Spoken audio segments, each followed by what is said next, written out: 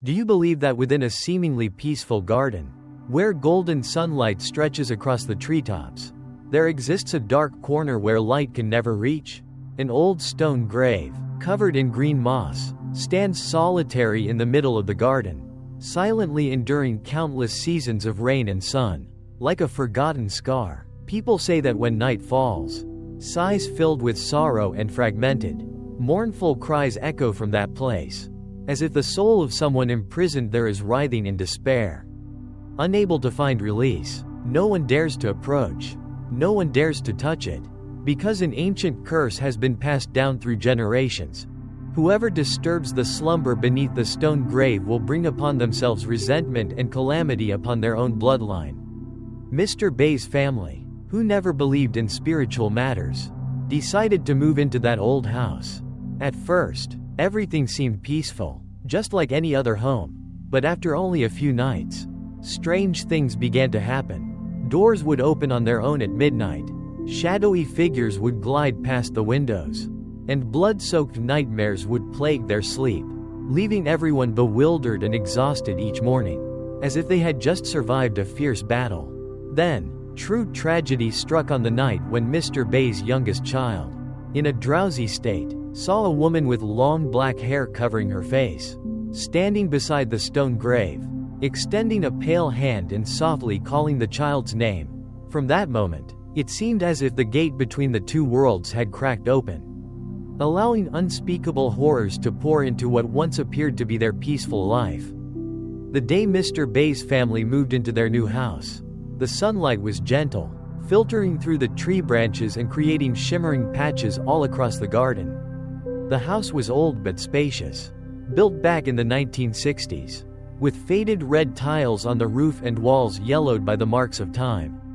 For Mr. and Mrs. Bay, it seemed like the perfect place to enjoy their twilight years, to grow vegetables, raise chickens, and spend each afternoon sipping tea together under the large mango tree in the yard. Their children and grandchildren would gather noisily around the garden, their laughter echoing into the sky. At first, the air was filled with joy and hope.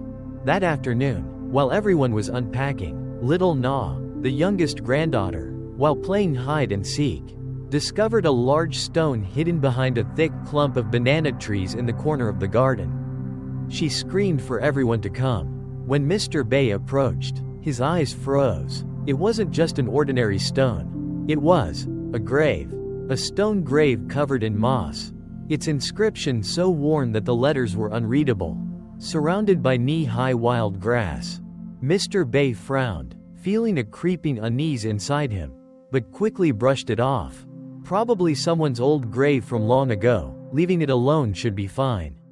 He reassured himself. Mrs. Bay muttered a few prayers under her breath and quickly pulled little Na away.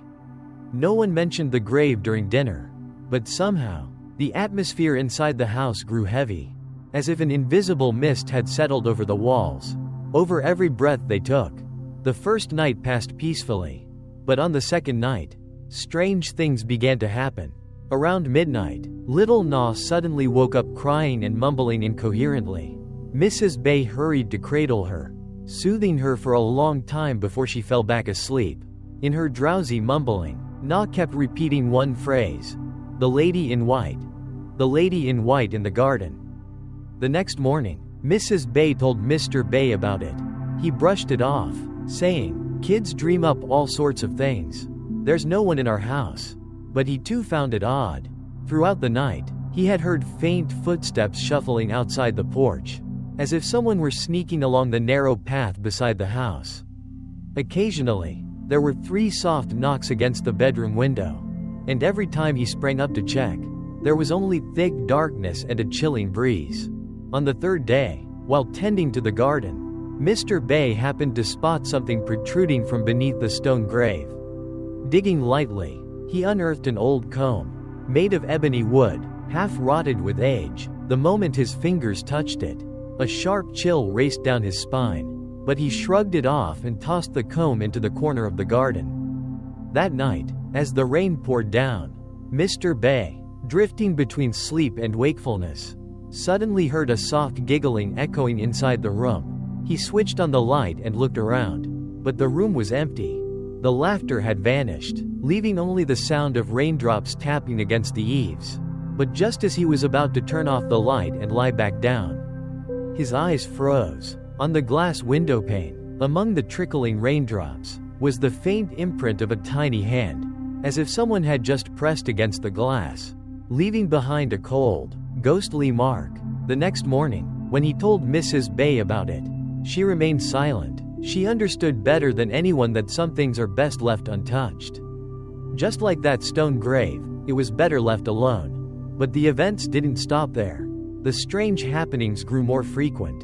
Food left on the table would be found scattered and overturned the next morning as if someone had violently tossed it. The house lights would flicker without reason, and lullabies, faint and wavering, would float through the midnight air, as if sung from a distant, unseen place. The most terrifying moment came on a dark, moonless night when little Na suddenly disappeared. The entire family panicked, splitting up to search everywhere. Eventually, Mrs. Bay found her, standing shivering beside the stone grave, her eyes blankly staring at the moss-covered tombstone. When Mrs. Bay scooped her up to run back to the house, Na mumbled something that made everyone's skin crawl. She was crying. She said she was so cold. She asked me to sleep with her. From that moment on, the house seemed to be cloaked in a heavy, oppressive gloom that no light could lift. Guests who visited began to feel a chilling unease, often finding excuses to leave early. The once vibrant garden now felt heavy and suffocating, every step sinking into something damp and reeking of a strange, foul smell. One gloomy afternoon, while sipping tea, Mr. Bay decided to investigate the history of the house. From bits and pieces shared by the village elders, he pieced together a chilling truth. This house once belonged to a wealthy family. Tragedy struck when their youngest daughter, a beautiful young woman, was forced into an arranged marriage with a man she didn't love. And she chose to throw herself into the well, out of fear of scandal. Her family secretly buried her body in the garden, piling stones over it to form a grave and hiding the truth. Since then, no one who lived in that house ever stayed long.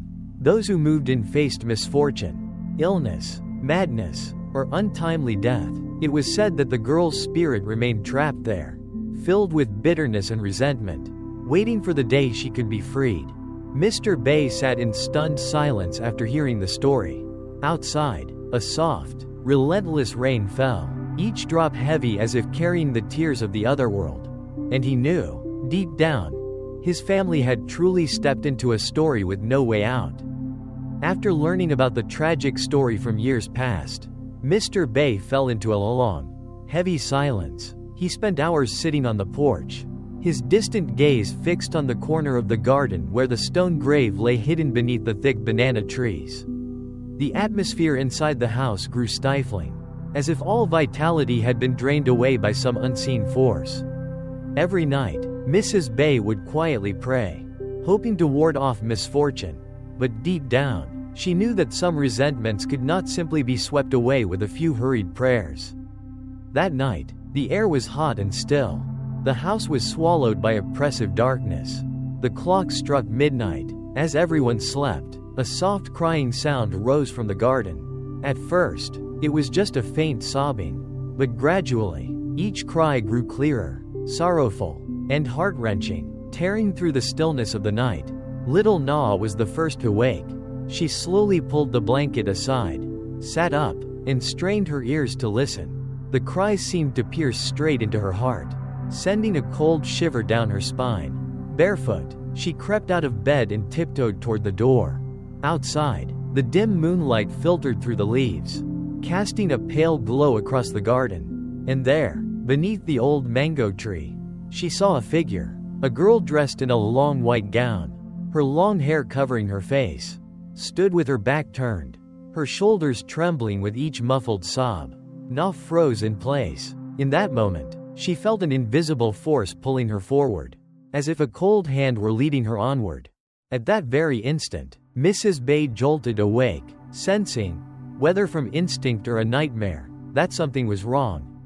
She called softly, "Na, Na, where are you?" Receiving no answer, she rushed out of the room, her slippers scraping loudly against the floor, shattering the night's silence. As she reached the porch, she saw Na standing motionless, her tiny hand reaching toward the white figure. Mrs. Bay screamed, "Na!" The scream tore through the night. Instantly, the white figure vanished like mist blown away by the wind. Na collapsed onto the ground, trembling violently, her mouth opening and closing without making a sound. The entire family rushed out, flashlights cutting swaths of light through the garden. But there was no one to be found, only a trail of small wet stains stretching from the porch all the way to the stone grave. It wasn't rainwater, it wasn't dew, it was drop after drop of cold, chilling tears. From that night on, Na changed. During the day, she still chattered and played as usual. But come nighttime, she would often sit blankly by the window, her eyes vacant as if entranced by some unseen presence. Sometimes, Mrs. Bay would secretly overhear her whispering into the darkness, "Don't cry. Sister, I'll play with you. I'll sleep with you." Even Mr. Bay, who had always been a man of firm belief, began to feel deeply unsettled. He decided to seek out Master Hai, a reclusive shaman known throughout the region, who lived in seclusion on the mountain. After much searching, he finally managed to invite the master to their home. As soon as Master Hai set foot in the yard, he frowned deeply, his face grave. He walked around the garden, stopping for a long time in front of the stone grave, before slowly shaking his head. "Your family has disturbed cursed land," Master Hai said solemnly. "The resentment here is thick. This is not just a wandering spirit. This is a vengeful soul, one who died in agony, unacknowledged by loved ones, and denied rebirth." Mr. Bay asked, his voice choked with emotion, "Is there any way to resolve this, Master?" Master Hai was silent for a long moment before answering. "You must uncover her final wish. You must offer her acknowledgement, from the very bloodline that once denied her. If not, the resentment will grow stronger and eventually drag the living down with it." Master Hai's words struck Mr. Bay like thunderclaps. But how could one find the final wish of a soul that had died decades ago? How could one connect with a spirit drowning in endless sorrow and hatred? That night, Mr. Bay stayed awake until dawn. Outside, the wind howled through the banana leaves, sounding like wails of mourning. The moon peeked out from behind thick, heavy clouds, casting a ghostly light over the solitary stone grave. Mr. Bay closed his eyes, and a question echoed endlessly in his mind. What is she searching for? And just as he finally drifted into a restless sleep, a strange dream pulled him into a shadowy realm. He found himself standing in the misty, cold garden, facing the girl in white, her long hair covering her face. She extended her thin, frail hand toward him, whispering in a voice as soft as the wind but cutting straight into his soul, "Give me back my name." After the strange dream, Mr. Bay moved around like a man possessed. The words, "Give me back my name," echoed endlessly in his mind, haunting him like a call from the underworld. The next morning, before the sun had fully risen, he went out into the garden and stood before the stone grave, his eyes heavy with sorrow. He whispered in helpless anguish, "What is your name?" The grave remained silent, the wild grass swaying gently in the morning breeze, offering no answer. But deep down, Mr. Bay felt certain that the key to freeing that vengeful spirit lay right there, somewhere in this garden, among the rotting memories that everyone had chosen to forget. That afternoon, the sky suddenly opened up and poured heavy rain, as if trying to wash away the deep-seated stains clinging to the land. In the middle of the downpour, while clearing out old junk from the storage shed, Mr. Bay stumbled upon the old ebony comb he had once thrown carelessly into a corner of the garden. Unnerved by the chill it had sent through him, now, lying abandoned among the wet grass, the comb looked strangely different. The cracks and decay from before seemed almost healed. Faintly etched into the wood was a hand-carved inscription, TTL. Trembling, Mr. Bay picked up the comb, and the icy sensation immediately spread across his hand. Somewhere in the whirling rain and wind, he could hear a soft whisper, filled with either anger or desperate pleading. "Don't forget me, don't leave me." Heart pounding, He rushed back into the house, dried the comb carefully, and tucked it away in a wooden box. That night, the rain continued to pour, and the howling wind slipped through every crack and crevice, creating strange, haunting sounds throughout the house. The entire family huddled together by the fire, their faces filled with silent fear, though no one dared voice the growing dread in their hearts. Around midnight, just as everyone had drifted into an uneasy sleep, little Na suddenly sat up, her eyes wide and vacant. Without a word, she walked quietly to the door. Stepping into the rain-soaked night, Mrs. Bay, stirring in her sleep, was struck by a sudden chill. She opened her eyes and, seeing the empty spot where Na should have been, cried out in terror. The entire family scrambled into the garden once again, slipping in the mud, their shouts piercing the night. But only the relentless pounding of rain answered them. And then they saw her. Na stood before the stone grave, holding the ebony comb high above her head, murmuring what sounded like an incantation.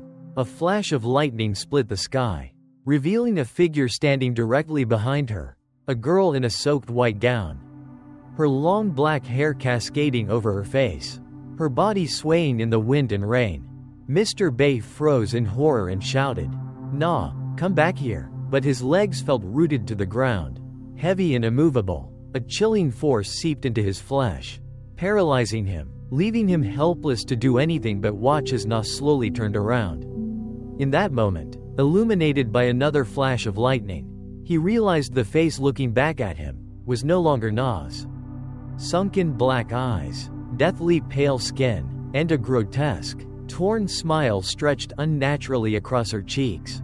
Mrs. Bay screamed and collapsed onto the porch. Only when Master Hai, the shaman Mr. Bay had summoned, rushed into the storm. Clutching a burning bundle of incense and chanting prayers non-stop, did the white figure begin to retreat, fading slowly into the cold, pouring rain. Master Hai quickly scooped Na into his arms and carried her inside, setting up an altar for an emergency ritual. Thick coils of incense smoke filled the house, the heavy scent of sandalwood choking the air. After a long bout of trembling and spasms, Na finally passed out, her face pale and lifeless like a soulless doll. Sitting beside her, Mr. Bay clutched the comb tightly, his heart racked with pain. He understood now, the spirit didn't mean to harm anyone. She was simply searching for something once tied to her very flesh and blood when she was alive. And now, the first clue had emerged. The 3 carved letters on the comb, TTL, must be her initials. But what was her full name? Who had so cruelly buried her away? What secrets still lay hidden beneath that cold, unforgiving earth? The answers remained shrouded in darkness. After that horrifying stormy night, little Na slowly recovered, but her eyes still carried a deep, haunting sadness, a strange, quiet demeanor unlike the carefree child she once was. In the days that followed, Mr. Bay's family lived in constant fear. They avoided mentioning the stone grave, the old comb, or the figure in white, as if silence could somehow keep the looming misfortune at bay. Yet at night, that fragile silence was torn apart by nightmares. Mr. Bay kept dreaming of himself standing alone in the pitch-dark garden before the moss-covered grave.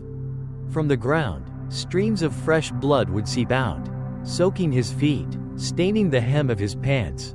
In the dream, the grave seemed to moan and weep, blood oozing from the cracks in the stone, painting the entire garden crimson. And always, he would hear a broken whisper rising from the earth, "My name. My name. Give me back my name." Each time he woke, Mr. Bay was drenched in cold sweat, his heart pounding as if he had just survived a life and death chase. He knew he could no longer ignore it. That girl's spirit was growing ever more desperate, crying out from the afterlife for the identity that had been cruelly stripped away. That morning, Mr. Bay decided to visit Old Man Moy, a reclusive neighbor living at the end of the village. Nearly 90 years old, his eyes dim and his steps slow, Old Moy still possessed a surprisingly sharp mind. He was the only one who remembered the stories long buried and forgotten by time. After hearing Mr. Bay recount everything, Old Moy fell into a long silence. a glint of sorrow flickering in his clouded eyes. He took a long drag of his old bamboo pipe, his voice rasping with age. "TTL. It's her. It's Lai." Mr. Bay held his breath. Slowly, old Moy began to speak, each word heavy as stone. "Long ago, that land of yours belonged to the Ba family, the wealthiest in the area. Mr. Ba had a youngest daughter named Tran Ti Lai. She was gentle, beautiful, and virtuous, but for the sake of political gain, Mr. Ba arranged for her to marry an old, cruel landlord. Lai begged her parents to reconsider, but they turned a deaf ear. On the eve of her wedding, she ran away with her lover. When she was caught and dragged back, Mr. Ba, consumed by anger and fearing disgrace, carried out a secret punishment. People say it was her own family who poisoned her, then buried her body in the garden, erecting a stone grave to masquerade it as an ancestral tomb. No one dared question it. No one dared investigate. The whole village stayed silent, and so her spirit remained trapped there, bitter, cold, and filled with sorrow for decades." As Mr. Bay listened, a bone-deep chill gripped him. In his mind, all the pieces clicked together into a horrifying picture. The old comb with the letters TTL belonged to Tran Ti Lai. And that stone grave in the garden wasn't merely an abandoned burial site, it was the cover-up of a crime. A lingering curse never put to rest. Old Moy sighed deeply. "If you want to help the girl, you must acknowledge her. Call her by her true name, in front of her grave, under the moonlight. But be careful. If you fail to do it right, the resentment will explode, and your whole family may not survive." Mr. Bay buried his face in his hands, his heart twisting with agony. His family wasn't the one who had committed the sin, yet they were now the ones bearing its consequences. He couldn't bear to see little Na continue to suffer. He couldn't leave that sorrowful soul lost forever in hatred. That evening, as the pale moon hung in the sky, its cold light spilling over the silent garden, Mr. Bay walked alone toward the stone grave. In his hand, he carried the old comb, now carefully cleaned and gleaming black under the moon's glow. He knelt down, his heart hammering, his voice trembling but resolute. "Tran Ti Lai, if you are still here, please hear me. I acknowledge you. I am sorry for the sins of those who came before me. Please forgive us, and find peace." The wind howled violently. Leaves scattered through the air. A freezing gust swept across the garden. And in that moment, a cry rose into the night, not a cry of sorrow or resentment, but a long, relieved sigh, dissolving into the darkness. Mr. Bay lifted his gaze to the sky, where a narrow beam of light broke through the clouds, as if answering from some faraway realm. But he didn't see it. Behind him, a shadow was silently watching, its blood-red eyes never once leaving the place it had been bound to for so long. After the night when Mr. Bay knelt before the stone grave and called out the girl's true name, it seemed as though everything would finally settle. Yet, in the days that followed, the atmosphere in the house grew heavier than ever. The sky remained perpetually gray, and the garden seemed cloaked in a gloom that no light could penetrate. Little Na began to suffer from strange fevers. She curled up under her blanket, mumbling incoherent words. Every night, she screamed in her sleep, calling out strange names that no one in the family recognized.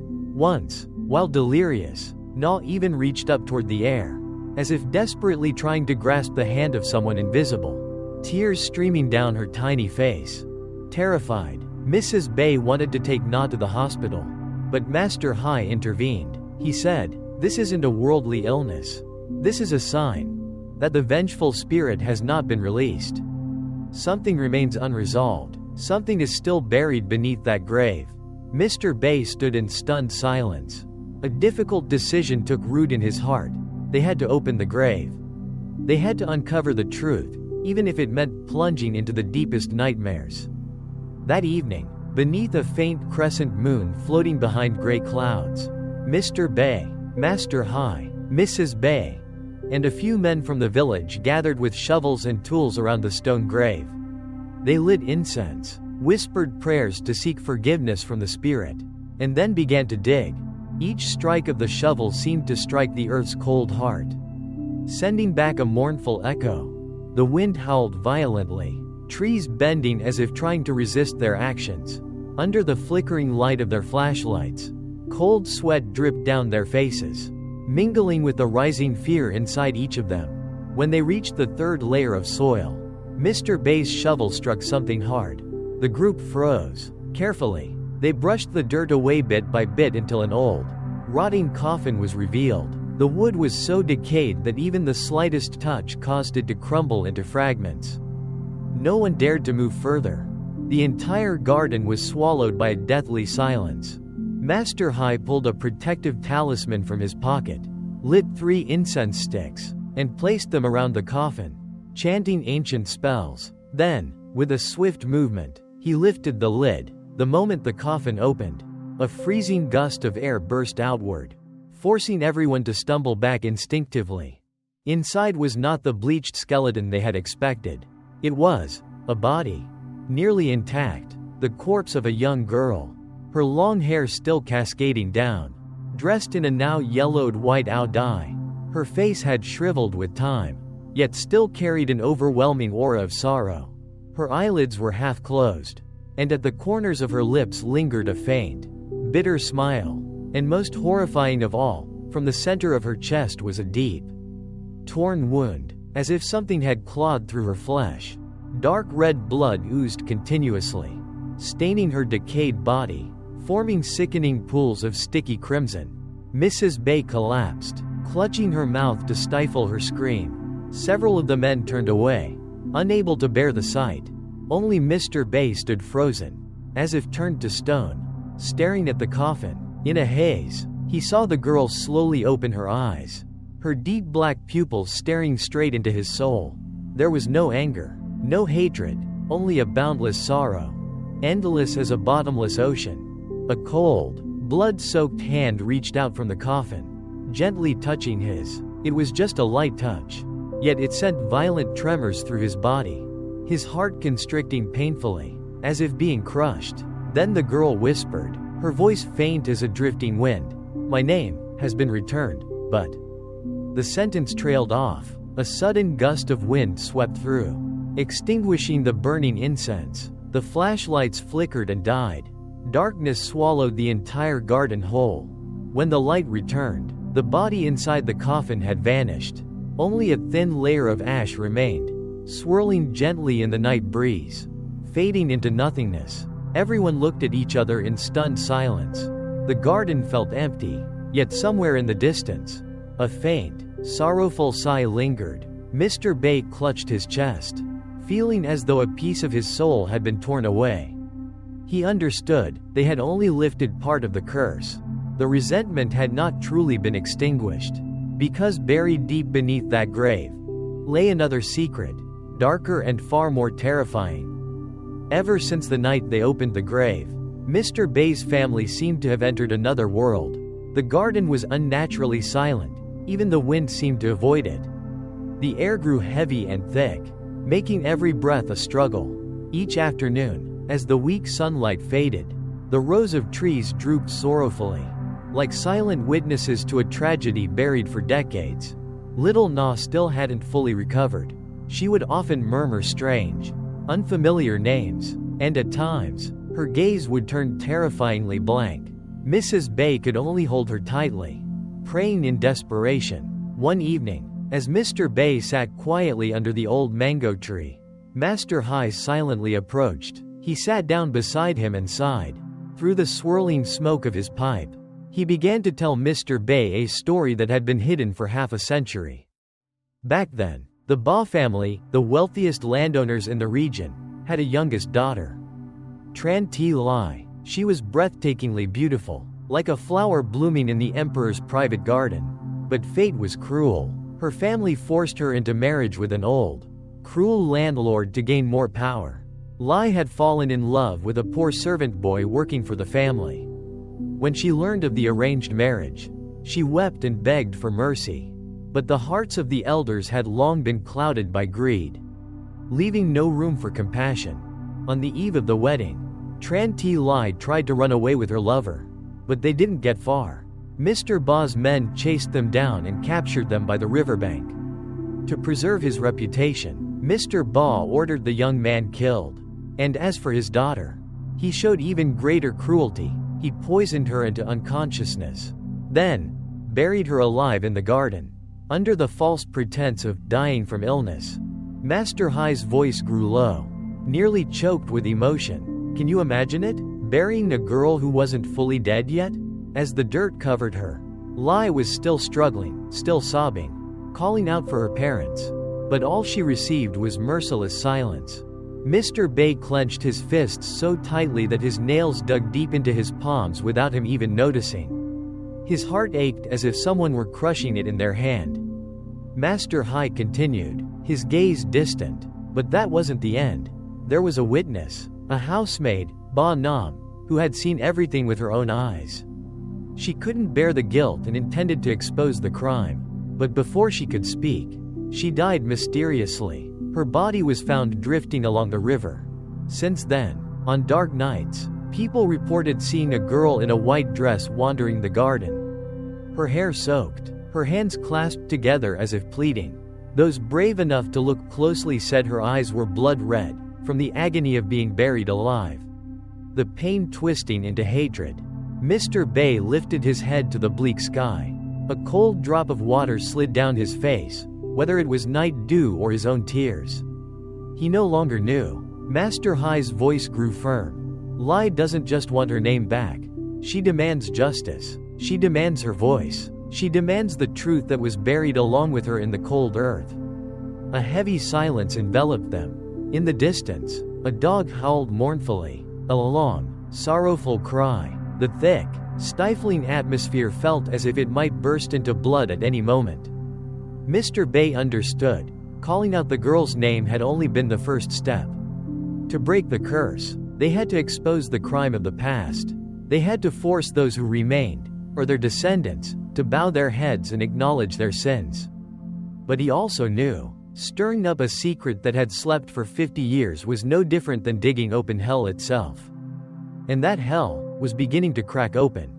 Because that very night, while the whole house slept, a scream tore through the darkness. Coming from the garden, a woman's scream, filled with anguish, hatred, and utter despair. Mr. Bei rushed to the door, his flashlight trembling in his hand. In the dim beam, he saw clearly. In the middle of the pitch-black garden, beneath the old mango tree, a woman in a white dress, her long hair cascading down, knelt in the dirt, clawing desperately at the cold earth. Her voice hoarse from crying. "Give it back to me, everything, everything." And for the first time, Mr. Bei realized, it wasn't just one soul haunting this place. There were others too. Other wronged spirits, drawn here by sins that had never seen the light of day. The scream from that night felt like a knife driven deep into the hearts of the living. Mr. Bei's entire family stayed awake until dawn, huddled around the fire, their anxious eyes constantly glancing toward the darkened garden. They knew now that what was happening had gone far beyond their control. It was no longer just the lone spirit of a girl buried alive. A darker, far more sinister force was awakening from beneath the cold earth. The next morning, Mr. Bei rushed to find Master Hai, his heart burning with urgency. After listening to Mr. Bei recount everything, Master Hai sat silently for a long time. Finally, he pulled out an old, yellowed talisman from his pocket. Its red ink faded and blurred with age. "This is a sealing spell," Master Hai said, his voice dropping low. "It's an ancient type of talisman, long lost to time. Back then, after burying Lai, the Ba family hired a powerful sorcerer to perform a sealing ritual. This talisman was buried deep beneath the grave to lock her spirit in place, preventing her from finding peace, from crying out for justice." Mr. Bei clenched his fists. So from the very beginning, the girl had never been given a chance to leave. She had been forced to stay, trapped, imprisoned within an endless nightmare for over half a century. But Master Hai wasn't finished. His expression grew even more serious as he revealed. There was more than just the talisman. That year, there was someone who betrayed Lai. Someone she trusted as family. Mr. Bei's heart skipped a beat. Who? Master Hai frowned. A cousin named Tran Ti Bin. According to Master Hai, Bin had grown up alongside Lai, as close as sisters, yet jealousy, a sweet but deadly poison, had silently taken root. Bin had secretly loved the same poor servant boy who loved Lai. But the young man's heart belonged solely to Lai, and Bin's affection turned to hatred. When Lai ran away with her lover, it was Bin who secretly informed the Ba family, setting in motion the blood-soaked tragedy. Bin had believed that betraying Lai would win her the heart of the man she loved. But cruelly, after Lai's death, the young man was murdered as well. Bin, consumed by guilt, fled the village and disappeared without a trace. Hearing this, Mr. Bei felt an uncontrollable fire of anger ignite within him. Those sins, those betrayals, now weighed heavily upon his family. How could they hope to find peace when the one who had caused so much pain still lived? Unrepentant, Master Hai looked Mr. Bei in the eyes and spoke firmly. If you truly wish to dissolve the resentment, there is only one way. You must bring Tran Ti Bin back. She must confront her sins, stand before the grave, and confess everything herself. Only genuine remorse, offered from her own blood and soul, can sever the chain of hatred that has stretched on for so many years. But where was Tran Ti Bin now? Was she still alive, or had she already died? Mr. Bei knew there was no time to waste. He asked old friends to search for clues, dug through every lead, and spent days tirelessly searching.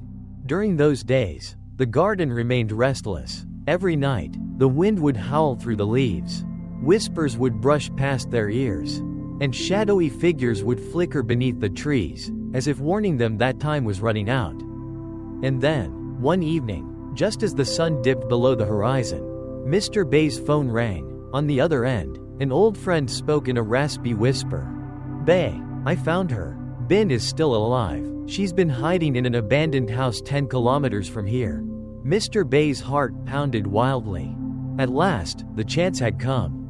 But he didn't know that approaching that woman meant awakening a fury far more terrifying than the restless spirit haunting their garden.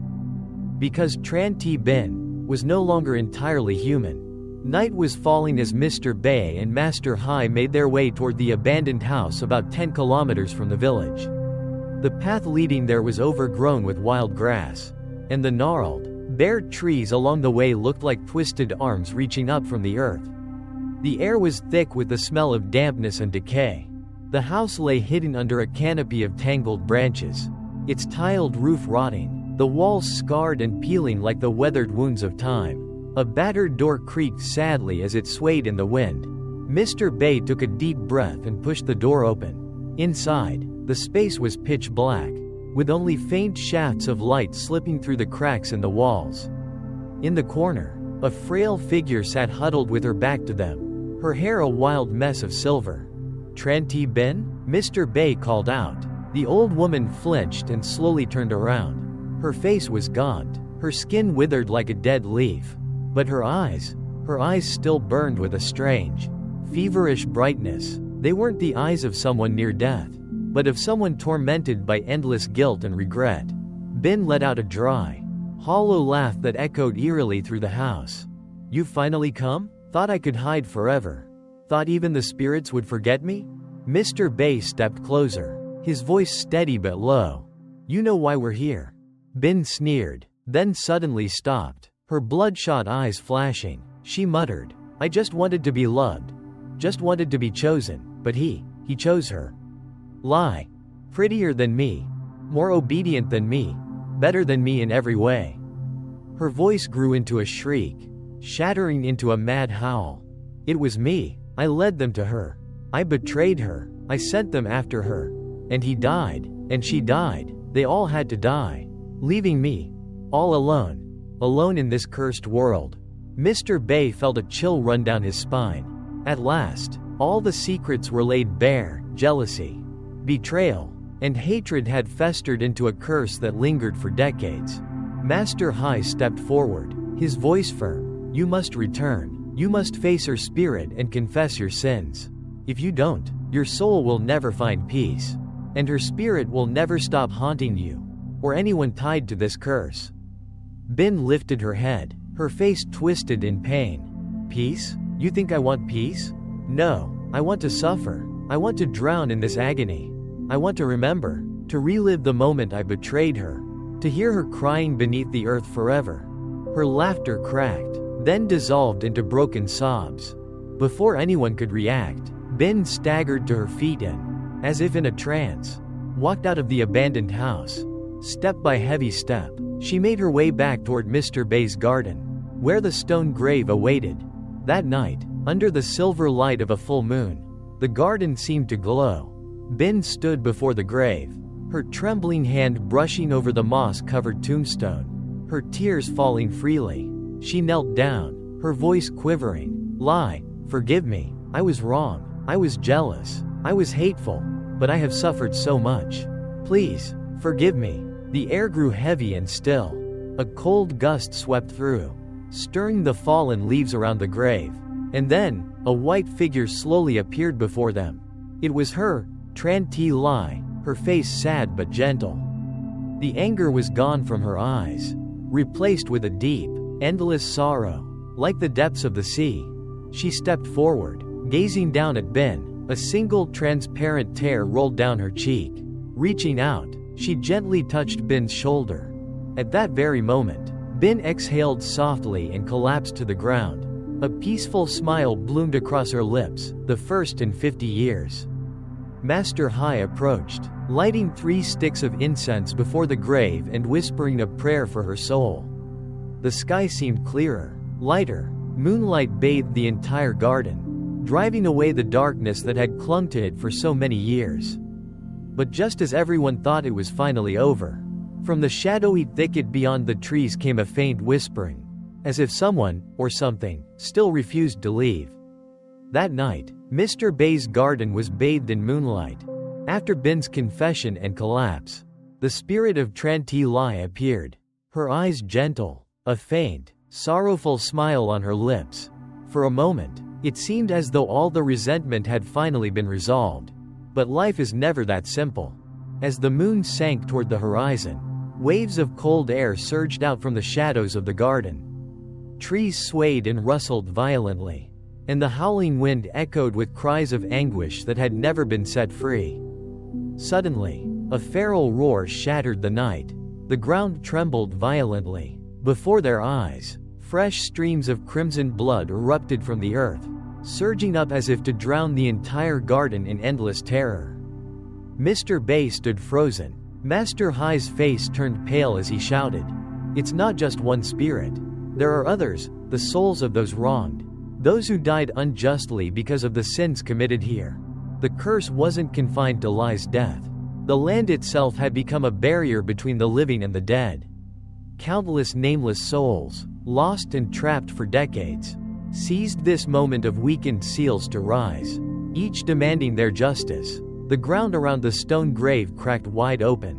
From the fissures, rotted hands and skeletal arms clawed their way out under the silver moonlight. Groping, reaching, desperately trying to grasp anything still alive. Wailing cries, manic laughter, and anguished moans blended into a horrifying chorus, gnawing deep into the flesh and blood of those who stood there. Little Na screamed, clinging tightly to Mrs. Bay. Mr. Bay clenched the flaming torch in his hand, his eyes filled with terror yet blazing with determination.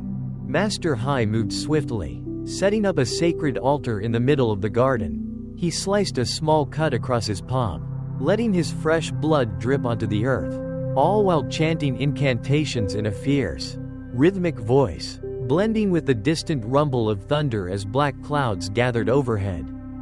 Beneath their feet, blood spread wider and wider. The courtyard, inch by inch, became soaked in the blood of the living and the dead.